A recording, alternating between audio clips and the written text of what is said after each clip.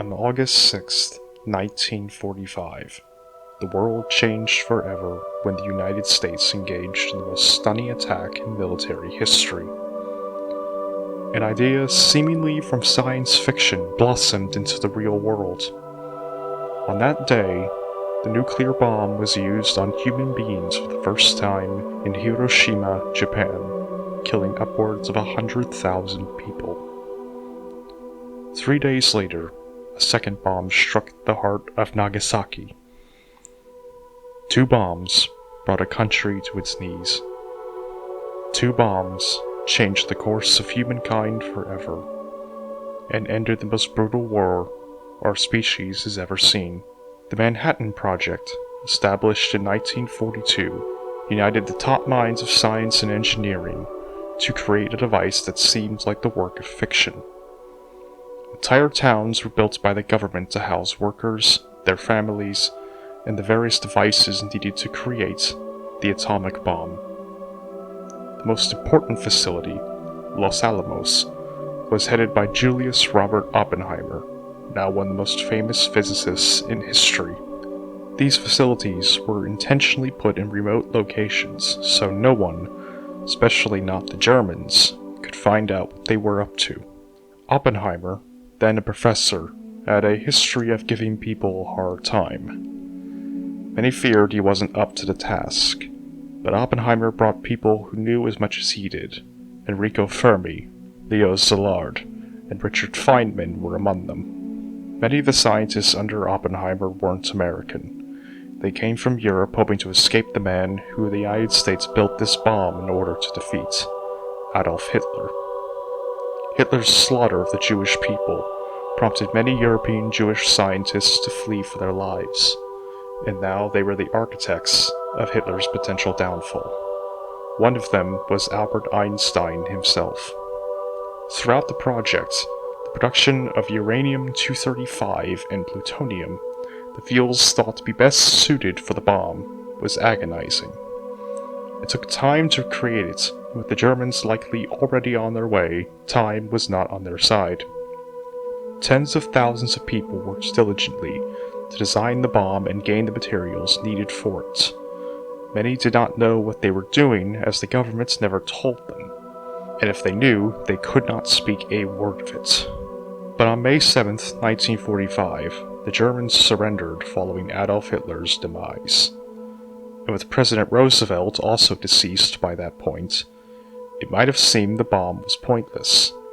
But Japan wouldn't surrender, despite it being obvious they were losing their battle for the Pacific. It was decided that they would face the wrath of atomic energy first. The first atomic bomb, Trinity, exploded on July 16, 1945 in the New Mexico desert. There were fears from some scientists that the bomb might ignite the atmosphere and destroy the planet.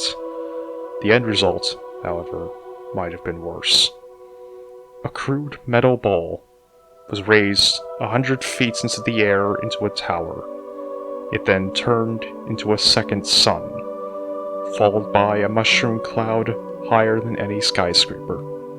From 20 miles away, Robert Oppenheimer watched with a mix of pride and horror. He had done it.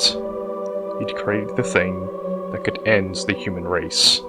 With the equivalent of 20,000 tons of TNT, the atomic age began, and President Truman ordered that the Japanese would be the first living test subjects. It was first thought the bomb would be used on Tokyo, but the government settled on a smaller city close to it, Hiroshima. Little Boy was loaded into a B-29 bomber named the Enola Gay and flown over the city on August 6, 1945 at 8:15 a.m. From 1,900 feet above the city, a light sprouted instantly, followed by a cloud rising nearly as high as the stratosphere. In an instant, around 100,000 men, women, and children were erased from existence, along with the heart of the city. 500-mile-per-hour winds turned the tallest buildings into rubble and vaporized the smaller ones. From 2 miles away, people's skins seared. Closer, and they melted.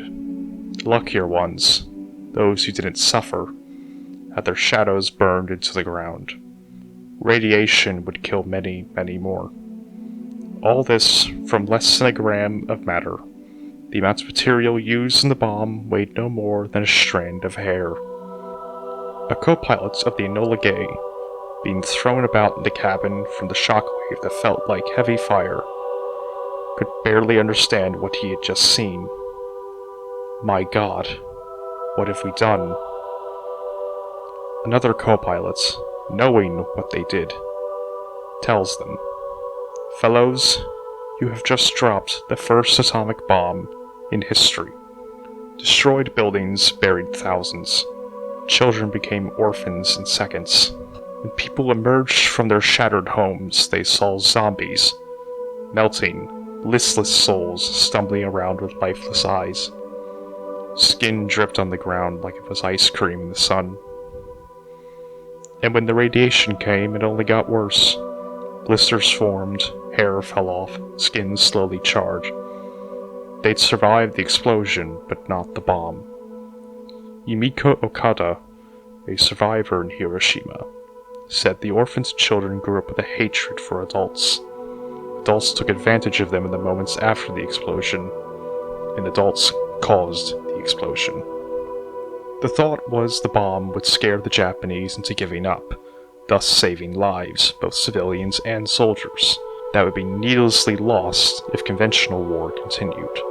But they were wrong, at least at first. Japan refused to give up. It went against nature for them. As if to reiterate their point, the Americans loaded a larger plutonium bomb, Fat Man, into a B-29 named Boxcar and sent it to Kokura on August 9th. But the weather in Kokura was too cloudy, partially thanks to smoke from other bombing expeditions.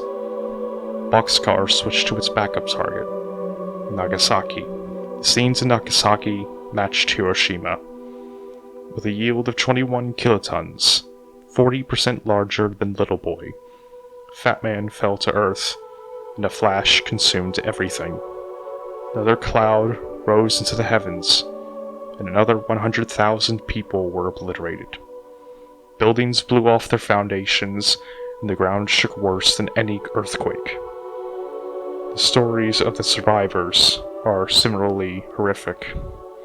Melting people, orphaned children screaming for their parents, people stuck under collapsed walls, injuries that will affect people for the rest of their lives, and radiation-bringing disease that will cut them down days, weeks, and in rare cases, years after the explosion.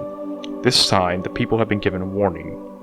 Leaflets dropped by B-29s a few days before said that Nagasaki would, quote, fall to ashes. Japanese soldiers confiscated these leaflets, but some who saw them got out of the city in time. But it was far from everyone. Anywhere from 150,000 to 250,000 were dead when all was said and done. On August 14th, Japan finally caved. Any more of this and they wouldn't have a country. Against the wishes of the generals, Emperor Hirohito surrendered, ending World War II. Hirohito's announcement to the people said that the Americans employed a, quote, new and most cruel bomb. With that, the world pressed on, as did research into nuclear weapons. In 1949, the Soviets tested their first bomb. In the 50s, the hydrogen bomb, a far more devastating variant of the atomic bomb, exploded for the first time. Oppenheimer fought relentlessly against the hydrogen bomb, knowing the consequences of it being used in combat. Between that and Oppenheimer's past flirtations with communism, he lost his security clearance and more or less had his career destroyed. Some of Oppenheimer's former atomic bomb colleagues, such as Edward Teller, the man who invented the hydrogen bomb, testified against him. He spent the rest of his life wondering if he did the right thing helping build the bomb. He had devised a means for humanity to destroy itself. As he watched the Cold War develop and more bombs shake the world, he knew one day these might be used outside of deserts and remote islands. While the bomb might deter the great superpowers from going to war, knowing what it could lead to. It also guaranteed that any war would be far more devastating than anything before it. There's no phrase that better summarizes Oppenheimer's feelings than the words he spoke when interviewed about his involvement with the bomb. We knew the world would not be the same. Few people laughed. Few people cried. Most people were silent. I remembered the line from the Hindu scripture, the Bhagavad Gita. Vishnu is trying to persuade the prince that he should do his duty, and to impress him takes on his multi-armed form and says, "Now I am become death, the destroyer of worlds." I suppose we all thought that one way or another.